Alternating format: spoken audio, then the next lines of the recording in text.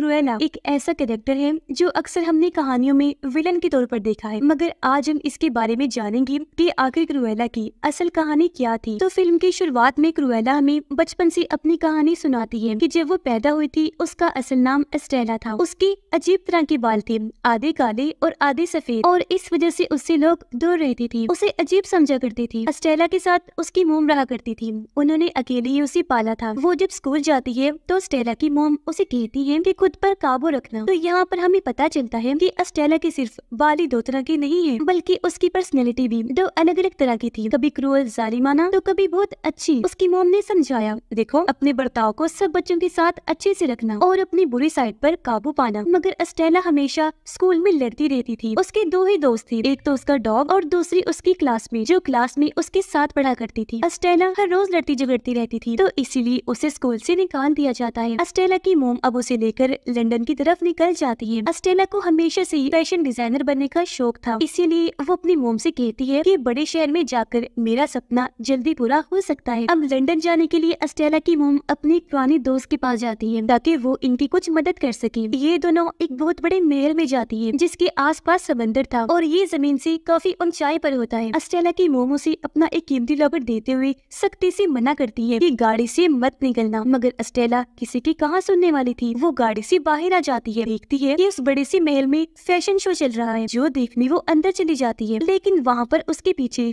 3 dog पड़ गए थे, जो देखकर एस्टेला जल्दी से भागकर बाहर आ जाती है क्योंकि उसे लग रहा था कि वो डॉग मुझे काट लेंगे। लेकिन वो डॉग तो उसकी मोम पर हमला कर देते हैं, जो इस वक्त एक औरत से बात कर रही थी, जिस वजह से एस्टेला की मोम खाई में नीचे गिर गई। मौके पर ही उनकी मौत हो जाती है, जो देखकर एस्टेला काफी दुखी हो गई। इन सब का कसूरवार वो खुद को मान रही थी और अब वहाँ पर छानबीन भी शुरू हो जाती है। एस्टेला वहाँ से भाग गई थी। हड़बड़ी में उसका लॉकेट वहीं पर गिर जाता है जो उसकी मोम ने एस्टेला को दिया था। वो खुद को काफी बुरा भला कहती है कि अगर मैं अपनी मोम की बात मान लेती, गाड़ी से बाहर ना आती, तो आज मोम जिंदा होती, न ही डॉग मेरे पीछे पड़ता और न ही मोम पर हमला करता। ये सोच सोच कर एस्टेला बस रोए ही जा रही थी और तभी एक कचरे के ट्रक में कूद जाती है, जहाँ अब वो लंदन पहुँच गई थी। यहाँ पर उसे 2 छोटे लड़के मिलते हैं। उनको देखकर ऐसा लग रहा था कि एस्टेला की तरह उनका भी कोई ठिकाना नहीं है, इसलिए अब एस्टेला उनका पीछा करती है। उनकी जगह पर पहुंच गई थी जहां पर वो रहा करते थे। वो दोनों लड़के उसे देखते हैं और जब उन्हें पता चलता है कि एस्टेला के पास रहने की कोई जगह नहीं है, तो वो उसे अपने साथ रख लेते हैं। एस्टेला ने सबसे पहले अपने बालों को डाई किया था, यानी कि कलर किया था, ताकि वो भी आम लड़कियों की तरह ही लगे। वो अब हमेशा अपने बाल डाई करके रहा करती थी। जिसके बाद अब हमें 10 साल के बाद की कहानी दिखाई जाती है, जहाँ पर ये तीनों अब बड़े हो जाते हैं और चोर बन गए थे। ऐसे वैसे चोर नहीं, प्रोफेशनल चोर, जिनको आज तक कोई भी पकड़ नहीं पाया था। अब वो वैसी तो जेब से पैसे वगैरह निकालने जैसी छोटी मोटी चोरियां ही किया करती थी, मगर एस्टेला अपने और उन दोनों के लिए भी खास किस्म के कपड़े डिजाइन किया करती थी। वो इस चीज में बहुत माहिर होती है क्योंकि जैसा कि हम जानते हैं उसे बचपन से फैशन डिजाइनर बनने का शौक था। एक दिन एस्टेला बैठी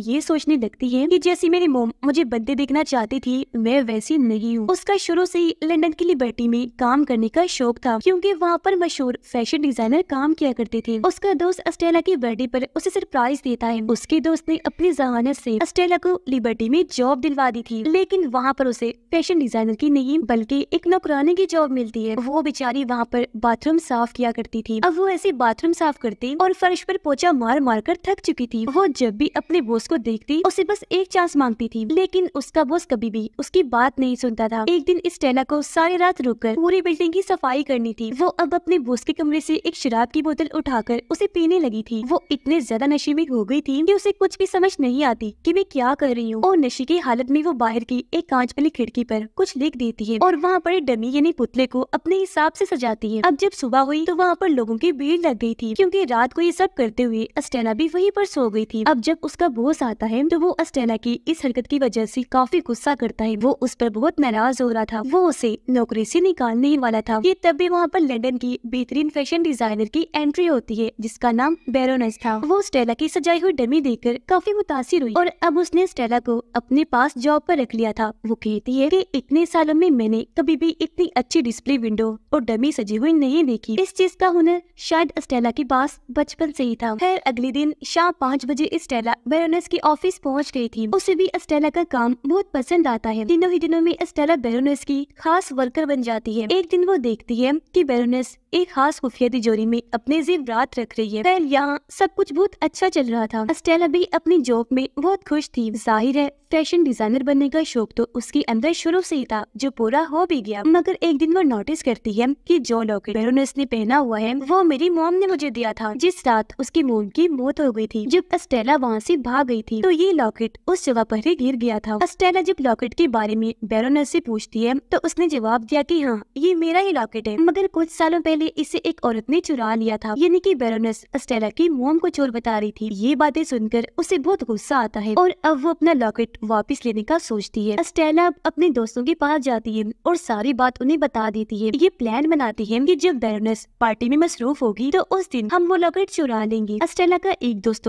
सीसीटीवी कैमरा तक पहुंच जाता है, जबकि दूसरा तिजोरी तक पहुंच गया था और खुद स्टेला पार्टी में आ जाती है जहाँ पर सबने काले और सफेद रंग के कपड़े पहने हुए थे। मगर स्टेला सबसे अलग लग रही थी। वो अपनी असल ट्रोप में आई थी। उसने रेड कलर का गाउन पहना हुआ था। वो काफी खूबसूरत लग रही थी। ऐसा बनने का मकसद ये था ताकि हर किसी का ध्यान मेरी तरफ हो। उसने चेहरे पर मास्क लगाया हुआ था ताकि बैरोनेस मुझे पहचान ना पाए। मगर स्टेला हैरान तब होती है जब वो देखती है कि बैरोनेस ने वो लॉकेट गले में पहना हुआ है, यानी कि वो इधर था ना कि तिजोरी में। यहाँ पर बैरोनेस सच में स्टेला को पहचान ही नहीं पाई थी क्योंकि वो इसके सामने क्रुएला बन के आई थी, एक जालिमाना जिससे इसकी मोम ने इसे हमेशा बाज रहने का कहा था। पार्टी में बैरोनेस स्टेला से जेलस हो रही थी क्योंकि सबका ध्यान उसी की तरफ था। बैरोनेस की पार्टी हो और उसके अलावा किसी और को सब देखे, ये बात उसे बिल्कुल भी पसंद नहीं आती। पार्टी में स्टेला का एक दोस्त बैरोनेस के सामने एक डिश में बहुत सारे चूहे ला के रख देता है जिससे उसका ध्यान भटक गया। वो चिल्लाई और पार्टी में भगदड़ मच गई थी। इस बात का फायदा उठाकर स्टेला बैरोनेस के गले से लॉकेट को उतार लेती है और अपने डॉग की तरफ फेंकती है। बैरोनेस ने भी डॉग के पास लॉकेट को देख लिया था, इसलिए वो यहाँ पर एक खास किस्म की विसल सीटी बजाती है जिससे वही 3 डॉग आ जाती है जो हमने कहानी के शुरू में देखे थे, जो स्टेला के पीछे पड़ गई थी, जिनकी वजह से उसकी मोम की भी मौत हो गई थी। अब उन्हीं में से एक डॉग बैरोनेस के उस लॉकेट को स्टेला के डॉग से छीनकर खा जाता है और अब स्टेला को याद आता है कि वही डॉग थे जिसने इसकी मोम पर हमला किया था और उस दिन बैरोनेस ने ही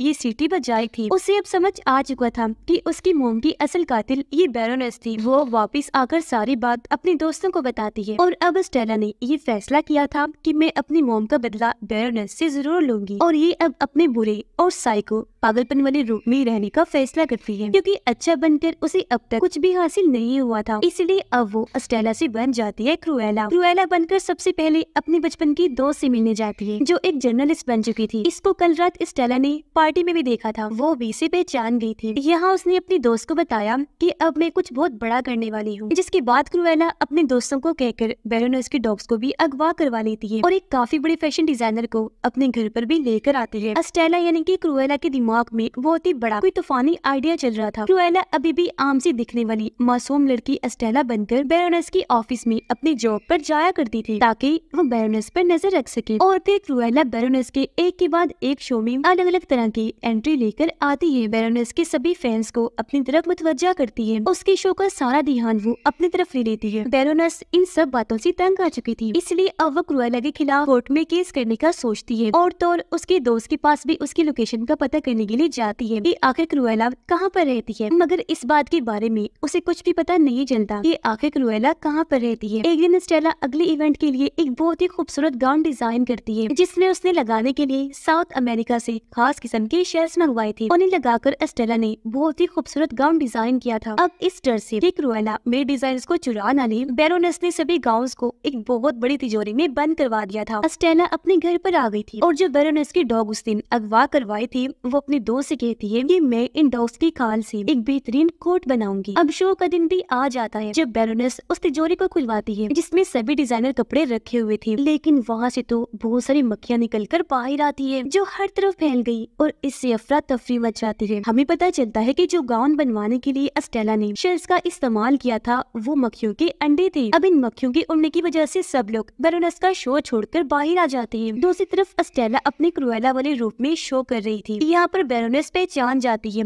कि जो स्टेला है वो ही असल में क्रुएला है और तो उसे अब ये भी पता चल गया था कि उसने मेरे डॉग्स को मारकर उनकी खाल का कोट भी बना दिया है। अब जब स्टेला अपना शो खत्म करके वापस घर आई तो देखती है कि मेरे दोस्तों को बैरोनेस ने अपने आदमियों से कहकर बनवाया हुआ था। वो अपने आदमियों के जरिए स्टेला को भी बनवा देती है और उनके घर में आग लगाकर अपने डॉग्स को लेकर चली जाती है, जिससे यहाँ हमें पता चलता है कि अस्टेला ने बेरोनेस के डॉग्स को भी नहीं मारा था। अब ऐसा लग रहा था कि अस्टेला मर चुकी है, मगर अगली सुबह जब अस्टेला की आँख खुलती है तो वो खुद को बेरोनेस के घर पर पाती है, जहाँ पर बेरोनेस का एक खास आदमी उसके लिए चाय लेकर आया था। वो उसको यहाँ पर एक सच्चाई बताता है, साथ उसे उसका लॉकेट भी वापस करता है। कहता है कि बेरोनेस ही तुम्हारी असली मोम है, वो दरअसल एक साइको पागल औरत है। जब तुम पैदा हुई थी तो बेरोनेस ने मुझे तुम्हें मारने का हुक्म दिया था, मगर मैंने तुम्हें नहीं मारा और एक नौकरानी को दे दिया, और तुम्हारे डैड मरने से पहले सारी जायदाद तुम्हारे नाम कर गए थे। ये सब बातें सुनकर अस्टेला को बहुत दुख होता है और अब वो सबसे पहले अपनी असल फैमिली को जेल से बाहर निकलवाती है, यानी कि अपने दोस्तों को जिनके साथ बचपन से अस्टेला रह रही थी, जिन्हें बेरोनेस ने अस्टेला के झूठे कत्ल के केस में पकड़वा दिया था। वो अब अपने दोस्तों के साथ मिलकर एक प्लान बनाती है। बेरोनेस की पार्टी होने वाली थी तो अस्टेला उसके सभी मेहमानों को हाथ से सिले हुए कपड़े बेचती है जो सब एक जैसे थे। उधर बेरोनेस को भी पता चल चुका था कि अस्टेला अभी भी जिंदा है, तो वो भी उसके लिए तैयार थी। बेरोनेस की पार्टी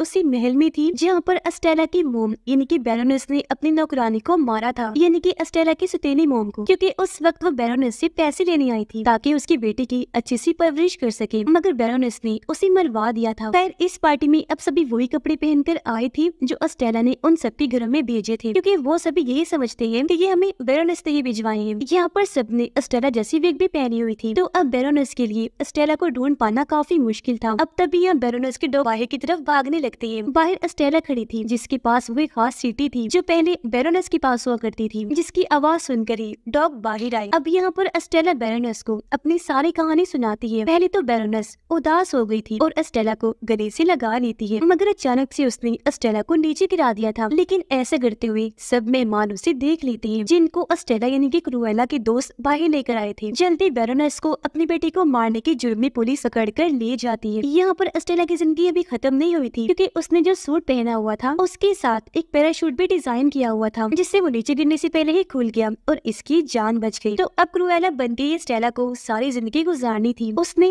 अपनी मोम को भी इंसाफ दिलवा दिया था, जिसके बाद वो बहुत खुश होती है और इसी तरह अपनी जिंदगी हंसी खुशी गुजारने लगती है। उसकी खुशी के साथ ही इस फिल्म की कहानी भी यहीं पर खत्म हो जाती है।